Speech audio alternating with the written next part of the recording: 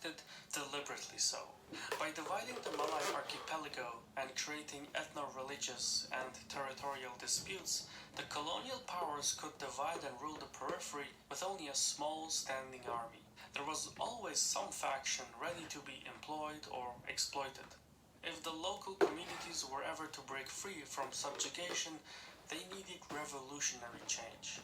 So when nationalist forces in the Philippines seized power in the mid-19th century, they looked to the past for inspiration. Steadily, the Pan-Malayan consciousness was revived, and the political elite in Manila, Jakarta, and Kuala Lumpur immersed themselves in a sense of unanimity and belonging. In the following decades, fraternities were established for exchange students from across the region, and the educational curricula started focusing on Malayan history, civilization, and culture. By the 1930s, a new creed had emerged from these intellectual movements, Malaya Irredenta. It was nation-building in its early days. Malaya Irredenta envisioned a unitary state in the Malay archipelago without internal boundaries, and with an emphasis on the Malay heritage, language, and to an extent the Islamic faith. Malaya Irredenta gave the region a new lease of life, but things were not what they seemed. When finally the entirety of the archipelago secured its independence in the 1940s and 1950s, the area fell into disarray. The Philippines and Indonesia were busy consolidating power in their respective capitals, while China, Japan, and India were deemed the up-and-coming regional powers. On top of everything, global lines had been drawn between the United States and the Soviet Union. Southeast Asia found itself at the bottom of the list of power brokers. The situation was particularly dire in the former British territories in the Malay Peninsula and the island of Borneo. Unlike the centralized governments in Manila and Jakarta, the British colonial holdings had been separate entities. British Malaya and British Borneo had distinct governments, and even within those units, there were many more individual states. Technically, each of them had the right to go about their separate ways and evolve in the same way as the city-state of Singapore. So, with the departure of the British, a lot of land was suddenly up for grabs. Territories that had sizable workforces, lush terrains, strategic passages, and were abundantly rich in resources. The prizes in this geopolitical pursuit were plentiful, and the leadership in Manila and Jakarta assumed as much. Just as the contest commenced, 9 Malay states and 2 Straits settlements joined forces and proclaimed the Federation of Malaya in the Malay Peninsula. And just like that, there were 3 rivals that competed for supremacy in Southeast Asia. The most convoluted area of dispute was the northern half of Borneo, comprised of 3 major regions: Sabah, Sarawak, and Brunei. All sorts of proposals were made to resolve the situation. It was to be unified into the North Borneo Federation or split up into smaller states. At the same time, the Philippines claimed the northern tip of Sabah, while Indonesia sought to unify the area with its own territory. To a certain extent, the negotiations even included the British government. But the most controversial claim was by the Federation of Malaya, which claimed the northern half of Borneo and sought to reorganize itself into a new nation called Malaysia. Now, the name Malaysia hinted to a unified Malayan state, which indicated trouble for policymakers in Manila and Jakarta. The brinkmanship went back and forth, with no end in sight, and the tone became increasingly belligerent. Then, in June 1963, during a summit in Manila, a series of agreements was signed and Mafilindo as a political theory was conceived. The acronym Mafilindo was a play on the names of Malaysia, the Philippines, and Indonesia. The idea behind the name was a union, a confederation of sorts between the 3 nations, as well as the territories of Singapore, Brunei, Sarawak, and Sabah. In a way, Mafilindo was a peace treaty because it nullified the existing territorial disputes. More interestingly, Mafilindo covered more than 2.5 million square kilometers of territory. making it the 10th largest country by size. Its population at the time was estimated at 40 million, but by current data, it would account over 400 million citizens. Mind-boggling numbers. What's more is that the triangle-like state would have hosted numerous metropolitan centers, including Jakarta, Manila, Singapore, Kuala Lumpur, Davao, Quezon, Surabaya, Medan, Makassar, etc. The combined workforce of these cities would have given Indian and Chinese manufacturing a run for their money. Plus, Mafilindo would have been in firm control over strategic choke points such as the Malacca Strait, the Sunda Strait, the Lombok Strait, etc. Considering its territory, location, and demographics, Mafilindo would have been a superstate in every sense of the way. It would have matched other Asian powerhouses such as China, India, and Japan. Not surprisingly, Filipino lawmakers were ecstatic with the idea, and Mafilindo received the support of both houses of the Philippine legislature. Yet, as ambitious as the project was, it had no leg to stand on. There was too much focus on Malay ethnicity, which left the minorities in Singapore and Malaysia feeling isolated. What's more, the internal divisions within Mafilindo would have left it exposed to American and Soviet influencing. For instance, the Philippines and Malaysia hosted large military and naval bases belonging to America and Britain, while Indonesia tended to side with the Soviets. But perhaps the most significant flaw of Mafilindo was its lack of structural reform. Despite its promise of close cooperation, Mafilindo delivered no political union or trade bloc. It was unknown what authority Mafilindo possessed. Was it a federal union like the United States, or a centrally controlled government like the Soviet Union, or maybe a decentralized system like in India? Nobody seemed to have the answers, and none of these possibilities were ever explored. Mafilindo was in fact a stillborn venture. The reason why it was proposed anyway was to serve as a ploy to halt the formation of Malaysia, and instead partition Borneo between the Philippines and Indonesia. Since both the Filipinos and the Indonesians opposed Malaysia's formation, Manila and Jakarta began to see things eye to eye. Mafilindo was a means to an end. Seeing through their scheme, and after some intense negotiations, Kuala Lumpur ditched Mafilindo and proceeded with its Malaysia plan. In September 1963, Singapore and the colonies of Sarawak and Sabah merged with the Federation of Malaya and declared themselves Malaysia. As expected, the marriage was ill-received by the neighborhood. Ironically, the Indonesians and the Filipinos argued that the conception of Malaysia was a British conspiracy to divide and rule Southeast Asia, while they themselves had intended to use Mafilindo as a ploy to do the exact same thing. In Jakarta, the leadership took matters a step further. Indonesia could not afford to risk another era of subjugation. It had to keep colonial powers out of its periphery, by force if necessary. As such, Indonesia went on an undeclared war in Borneo. Platoons of soldiers infiltrated the hinterlands of Sabah and Sarawak, and soon enough, an indigenous insurgency emerged, one that was sympathetic to the communist expression. Of course, all of this was taking shape at the height of the Cold War, and as soon as the Americans caught wind of the communist insurgency, it was game on. The United States and the United Kingdom expressed support for Malaysia's independence and supplied the newly established government forces with the latest weaponry. On the opposite end, the Soviet Union and China started backing Indonesia. Much of the fighting on the ground was done by British and Indonesian troops, but its effects were far-reaching. Ethnic tensions peaked, and the loyalty of communities came under question. Even tiny Singapore fell into race rioting, let alone the state of decay in the larger multi-ethnic states. Only Brunei managed to escape the situation somewhat undamaged because it had rejected the tripartite rivalry altogether.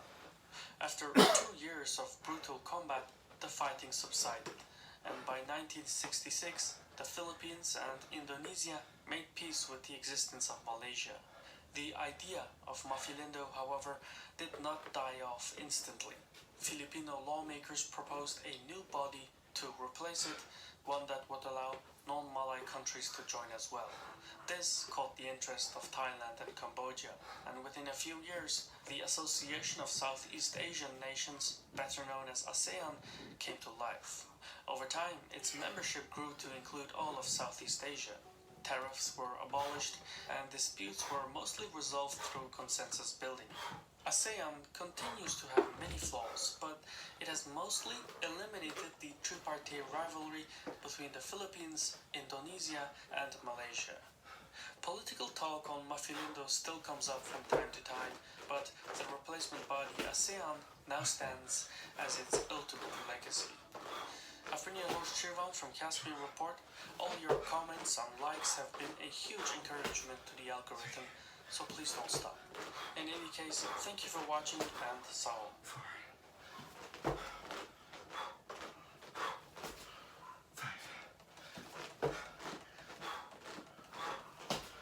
6, 7. Military theorist Sir Basil Henry Liddell Hart once lamented that history too often glorifies those who are defeated in war while it may forget the victors. While Napoleon and Robert E. Lee are enshrined in drama, Wellington and Grant are almost forgotten. This may be true for today's protagonist, a brutal military strategist who at a very young age led Rome in a series of spectacular victories against the greatest threat ever faced by the Republic, Hannibal of Carthage. And while Hannibal is a household name, the life and merits of his chief Roman rival may be lesser known. In today's biographics, we will learn about Publius Cornelius Scipio, known for his accomplishments as Africanus. He is a general to which Sir Basil himself labelled as greater than Napoleon.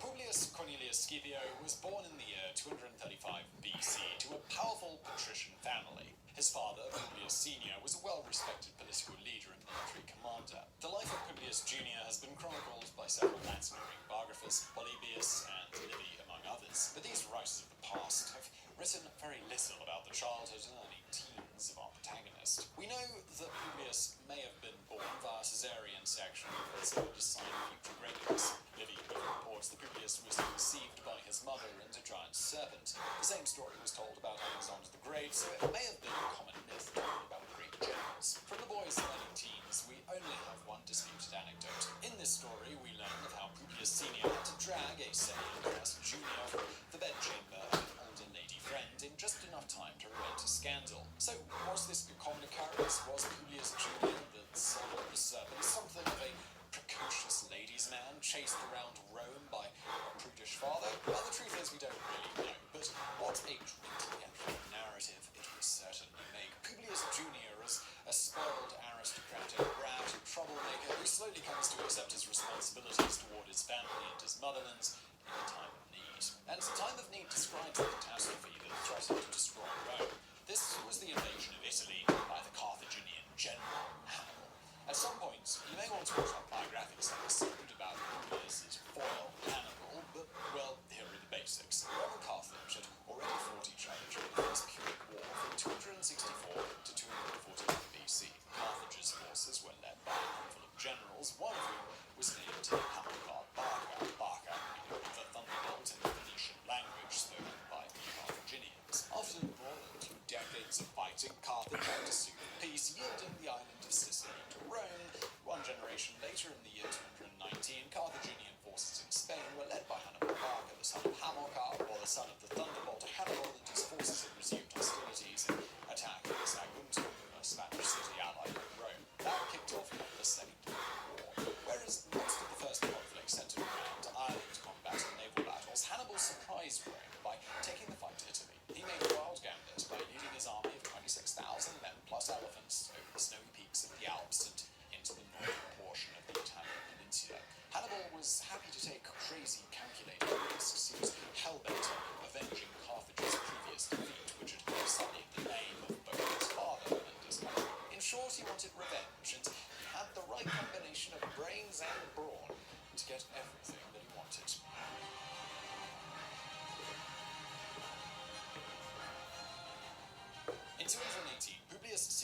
was one of the two consuls leading the Roman Republic, and Publius Junior was barely 17. The older Scipio was tasked by the Roman Senate to lead an army in northern Italy to oppose the incoming troops of Hannibal. Publius Junior followed his father and was put in command of a squadron of mounted bodyguards. The two armies clashed in the Battle of Ticinus River. According to Polybius, Publius Senior was surrounded by Carthaginian cavalry during the battle and seriously wounded. Seeing this, his son spurred on his horse and charged alone into battle. The other cavalrymen, moved by his courage, followed him into the desperate attack. Caught by surprise, the Carthaginians broke formation and fled. Publius Senior, wounded but still conscious, hailed his son as his savior. The event cemented Scipio's reputation as a courageous leader. Clearly, Rome was in need of men like young Scipio, as Hannibal soundly defeated the Romans on the Ticinus and continued his march along the Italian. The brilliant general thrashed the Romans at the Battle of the Trebia River and then again at Lake Trasimene.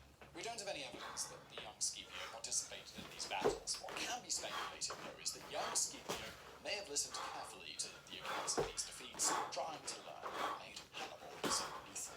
Was it the elephants? Sure, a like contingent of war elephants which terrified and crushed the legions. Or was it the cavalry? The Carthaginians were allies of the Numidians, a North African group who could boast some of the finest cavalrymen at the time. Was it Hannibal's knack to win new allies? General Barney was able to recruit numerous allies, first among the Iberian tribes and then among the Celtic tribes in northern Italy. Sure, it was all of these, but what made Hannibal a victor was his brilliant tactical mind, which did not refrain from the use of stratagems, traps, and ambushes to gain the upper hand in battle. On the other hand, the Roman Republic excelled in discipline and logistics, but lacked tactical creativity. They didn't even have a word for stratagems. Romans considered them to be dishonorable. Their two opposing concepts of warfare would be put to the test once more at the next big battle.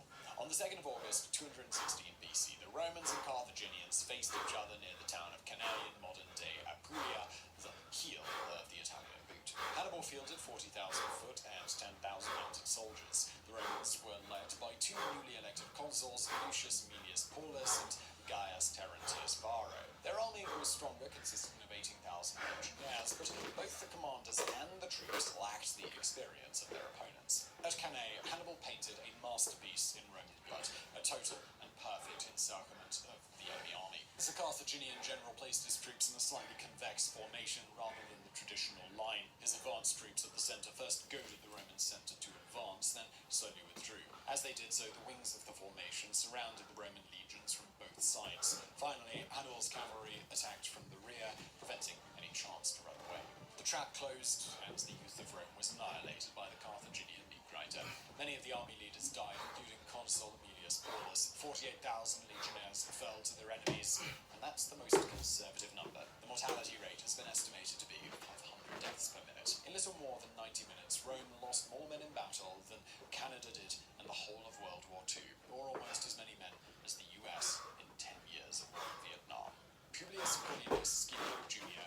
was there as a 19-year-old tribunus or junior officer. We don't have an account of what he did during the battle, we only know what he did afterwards. While the surviving legionnaires and officers were in shock, confused as to what to do, Publius displayed great leadership. The young officer rounded up a group of survivors and led them to safety, past Hannibal's men still looking for survivors. Marching in silence at night, always leading the way to look for the safest route, Publius led his band to the safety of Calisthenics. While on the run, Publius interviewed his men, trying to understand what had caused such a disaster. How could an army be crushed so decisively? By studying the battles, Publius started to develop an admiration for Hannibal. Sure, General Barker was his enemy, but Publius also considered him as his model, his master. And as we know, the destiny of a people is, one day, his past master. After the victory of Cannae, Hannibal's army failed to take the initiative to storm Rome, preferring to rest in the 30 kilometers north of Naples. Legend has it that the Senate sent a special force of 300 dedicated Romans to stop their movements. Not 300 Spartan hoplites, but 300 prostitutes whose sole job was to keep Hannibal's soldiers busy. Whatever the truth, the Carthaginian force did this sometime gallivanting in Capulia, and later they occupied southern Italy, foraging on supplies and gradually gaining new regional allies. Hannibal may have had a long-term strategy to weaken Rome until he forced it to surrender, but he had underestimated the strength of the bond between the Roman Senate and the Roman people. This was a bond of trust which not even 500 deaths a minute could dissolve. Some allies may have switched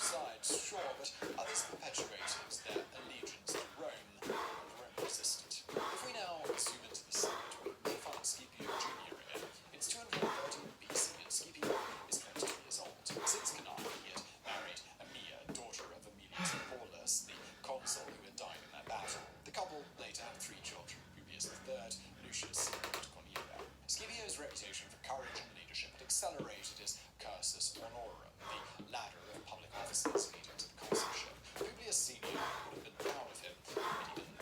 While Hannibal plundered southern Italy, the Senate adopted a wide strategy: attack and harass the Carthaginian allies in Spain to weaken them and cut them off from supplies. The Senate had dispatched Publius Senior and his brother Nullus to take care of the Iberian tribes. In 211 BC, a massive Iberian Carthaginian force attacked the Romans on the Baetis River. The Romans were repelled back as far as northeastern Spain. This defeat was compounded by a personal tragedy for Publius Jr. Both his father and uncle had been killed in battle. Like his Carthaginian foil, the struggle had now become personal. The Senate needed to appoint a new commander abroad, a proconsul, to continue the campaign in Spain. Publius Cornelius Scipio, barely 25, was elected almost unanimously to lead the expedition. Of course, he accepted to avenge Rome, his family, his father. Scipio appointed Caius Laelius as his second in command, a trusted right-hand man from his earlier military days. The two sailed off to Tarraco, modern-day Tarragona, to take charge of the surviving legions. The first act of the young general was to motivate those veterans to do the unthinkable. Rather than entrench themselves in the river Ebro, as they expected, they would attack their enemies in central and southern Spain. As his armies crossed the river, Scipio revealed his true objective: sitting on the southeastern coast, the very capital of the enemy in Spain, Carthage.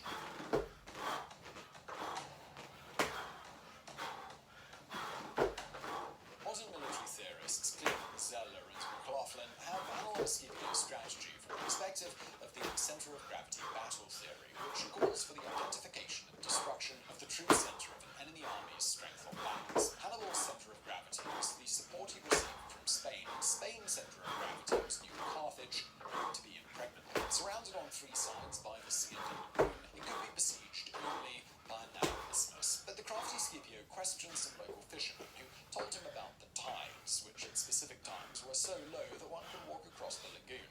Exploiting this natural occurrence, Scipio announced to his soldiers that he would part the waters with the help of Neptune, god of the sea, and at the expected time the sea did withdraw from the lagoon. A contingent rushed from New Carthage and stormed the poorly defended walls. After the victory, he allowed his troops to pillage and slaughter for a brief period, but many imposed strict discipline. Some of the prisoners belonged to the same tribes that had killed his father, but he released them all. He went one step further, offering artisans, sailors, and soldiers a chance to join the ranks of the Romans. After this conquest, Scipio had to square off with the three Carthaginian generals in Iberia: Hannibal's younger brothers, Hasdrubal and Magus Barca, and Hasdrubal Gisco, Hannibal's brother-in-law. The next engagement with the enemy was the Battle of Baeculum, 350 kilometers west of New Carthage in 208 BC. At Baeculum, Scipio used his signature pincer tactic for the first time. He divided his main forces into two strong wings, which fell upon the Carthaginians' flanks. After the victory, Scipio showed again his penchant for long-sighted clemency. When he learned that a Numidian horseman called Massiva had been made prisoner, he ordered his release. The young soldier was a nephew of Massinissa, prince of the eastern Numidians, who began to show his gratitude. The next big fight took place in 206 BC at Lippa, near modern-day Seville. This was Scipio's chance to wipe the floor with Magus Barca and Hasdrubal Gisco. During this battle, Scipio took another step further away from the Roman tactical tradition. The typical order of battle would be to field the heavy Roman infantry in the centre of the line, flanked by light auxiliary forces provided by local allies. The Carthaginians had a similar approach, but in Lippa, Scipio did exactly the opposite. His Iberian allies formed the centre, bearing the shock of the advance of heavily armed Carthaginian foot. As the Iberians slowly withdrew, the well-drilled Roman legions advanced in a pincer movement, crushing their opponents. Magus's and Hasdrubal's armies risked annihilation if it wasn't for a violent and timely downpour. The sudden backward prevented the Romans from chasing their enemies, who managed to run for their lives. That must have been disappointing for Scipio. Nonetheless, it appeared as though the rains of Aleppo had washed away the remnants of Carthaginian power in Spain. Hasdrubal Gisco fled back to Carthage, while Magus Barca sought refuge in the Balearic Islands. Their local allies had switched sides of Rome, and Scipio had made some powerful new friends: Prince Massinissa and his legendary Numidian horsemen. At the young age of 29, General Scipio had subjugated a new province, Hispania, for the glory of Rome. But the fight was far from over. In the same year, Scipio made a quick trip to northern Africa to test the loyalty of Carthage's allies, in particular the western Numidians. He learned that the king, Syphax, was tied to the Carthaginians by marriage. His wife, the beautiful Sovereign Baal, was the daughter of Hasdrubal Gisco, and Scipio's friend Massimus was the prince of the Eastern Numidians, while both Massimus and Syphax had been fighting on the Carthaginian side. They were at odds with each other. Politically, they the Numidians. On a more personal level, Massimus had long been in love with Sophie Bar, the newlywed of his rival. During this trip, Scipio failed to turn the Western Numidians against Carthage, but he cemented the alliance with Massinissa, boosting both numbers and the quality of his cavalry. Scipio's next trip was back home, back to Rome. He received a hero's welcome, and in 205 BC, he won the consulship, aged only 30. Scipio wanted to continue leading the war against Hannibal, who was still holding on to southern Italy. He was presented with two options: either confront Hannibal head-on in Italy with the risk of a second disaster like Cannae, or continue with the delaying tactics imposed by Quintus Fabius Maximus, nicknamed the Delayer. Maximus was the senior-most senator who for years had supported a strategy of harassing Hannibal's army to wear them down without giving them to a full-on battle. Scipio chose none of the above. His strategy was to set up base operations in Sicily and use it as a launching pad for the invasion of Africa. A direct fight against Hannibal was still too dangerous, but he could destroy him by targeting another center of gravity. Scipio had already taken out the center that had been providing Hannibal with recruits and supplies and slain. Now he would target the center of his authority, Carthage.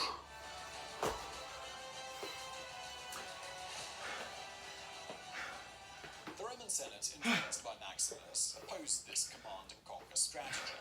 It was too expensive and too risky. Historian Giovanni Brizzi also suggests that the family of the Delayer may have had trade ties with the Carthaginian senators. It was not in their interest to threaten the wealth of their trade partners. Eventually, Scipio, who was the Senate, reached a compromise. He had permission to carry out his plan, but he could not raise fresh legions for his African landing. All Scipio received were the survivors of Cannae. These soldiers were the Republic's rejects, defeated and demoralized, humiliated and mistrusted by their own compatriots, accused of cowardice and desertion. These two meager legions had been refreshed with elements from disciplinary units, soldiers guilty of insubordination, theft, and other crimes. But the young general would not allow himself to fail. He drilled into shape his dirty dozen, or dirty thousands, and then launched an appeal to the Italic allies. The allies responded to his call, sending money, food, weapons, raw material to build new ships, and even hundreds of fully kitted out soldiers. Before heading off to northern Africa, Scipio put his troops to the test in the invasion of Locri, the southern Italian town that allied itself to Hannibal, but Scipio's spies informed him that the tide was turning.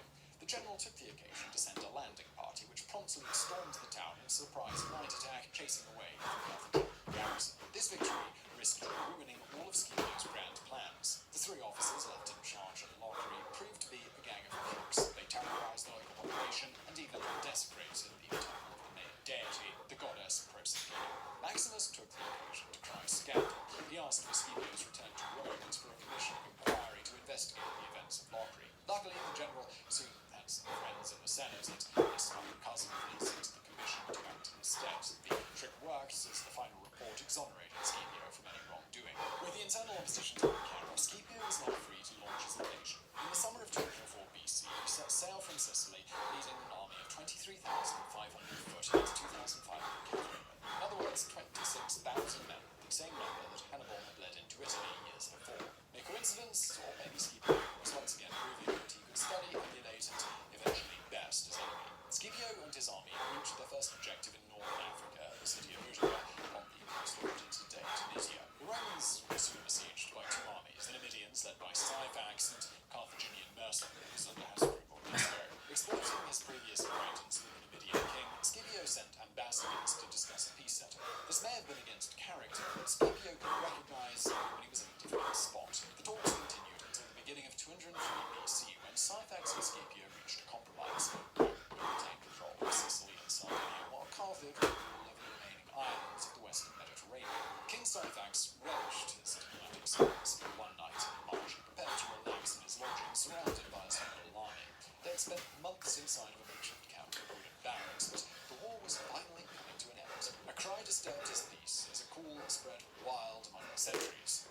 Fire. In a matter of minutes, nearly the entire Numidian camp was ablaze with furious flames, consuming the tents and cabins made of twigs and dry branches. The soldiers tried to escape the inferno, only to be quickly cut down by rebels hiding in the dark. Massimus's horsemen, and Scipio's band of rejects.